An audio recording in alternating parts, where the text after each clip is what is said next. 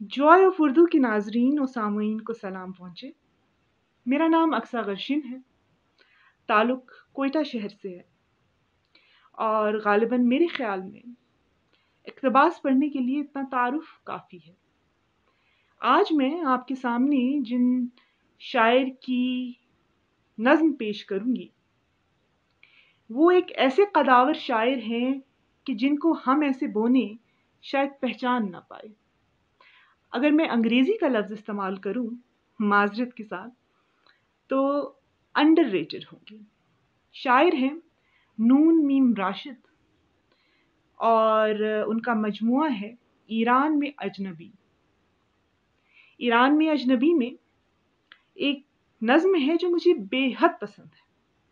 नज़्म का उन्वान है अबू लहब की शादी।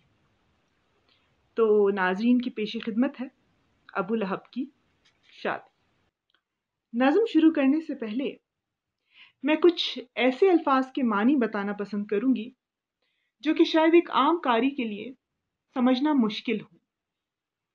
तो आपकी लुगत में इजाफा हो रहा है, गौर से सुनिए। शब ज़फ़ाफ़। शब ज़फ़ाफ़ शब अरूसी को कहते हैं, यानी कि वेडिंग नाइट।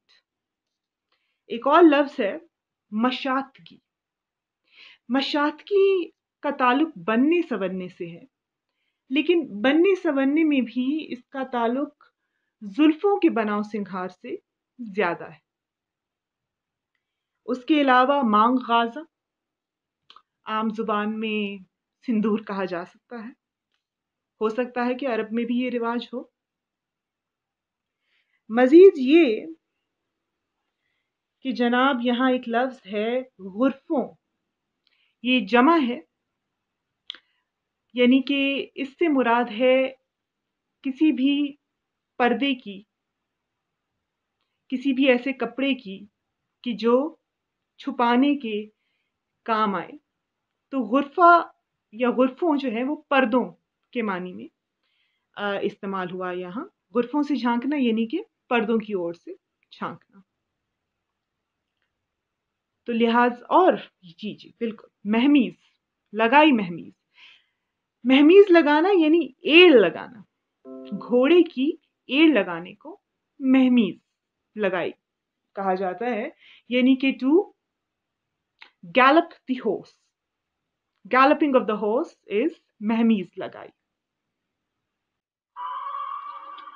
अबू लहब की शादी। शबे ज़फ़ाफ़े अबू लहब थी, मगर खुदाया वो कैसी शब थी। अबू लहब की दुल्हन जब आई तो सर पे ईंधन, गले में सांपों के हार लाई। ना उसको मशातगी से मतलब, ना मांग गाजा, ना रंग रोगन, गले में सांपों के हार उसके तो सर पे ईंधन। खुदाया कैसी शबे ज़फ़ाफ़े अबू लहब थी। ये देखते ही हुजूम बिखरा, भड़क उठे यूं गजब के शोले कि जैसे नंगे बदन पे जाबिर के ताजियां में। जवान लड़कों की तालियां थी, न सहन में शोख लड़कियों के थिरकते पांव थिरक रहे थे। न नगमा बाकी, न शादियां ने। अबू लहब ने ये रंग देखा, लगाम थामी, लगाई महमीज। अबू लहब की खबर ना आई। अबू लहब की खबर जो आई तो साल हा साल का जमाना गुबार बनकर बिखर चुका था। अबू लहब अजनबी जमीनों की लाल और गोहर समेट कर फिर वतन को लौटा। हजार तर्रार तेज आंखें पुराने गुर्फों से झांक उठी। हुजूम, पीर और जवां का हुजूम अपने घरों से निकला, अबू लहब के जुलूस को देखने को लिपका। अबू लहब, एक शबे ज़फ़ाफ़े अबू लहब का जला फपोला, ख्याल की रेत का बिगोला। وہ عشق برباد کا ہیولا ہجوم میں سے پکار اٹھی، ابو لہب تو وہی ہے، تو وہی ہے جس کی دلہن جب آئی تو سر پہ ایندھن گلے میں سانپوں کے ہار لائی۔ ابو لہب ایک لمحہ ٹھٹکا، لگام تھامی، لگائی مہمیز، ابو لہب کی خبر نہ آئی۔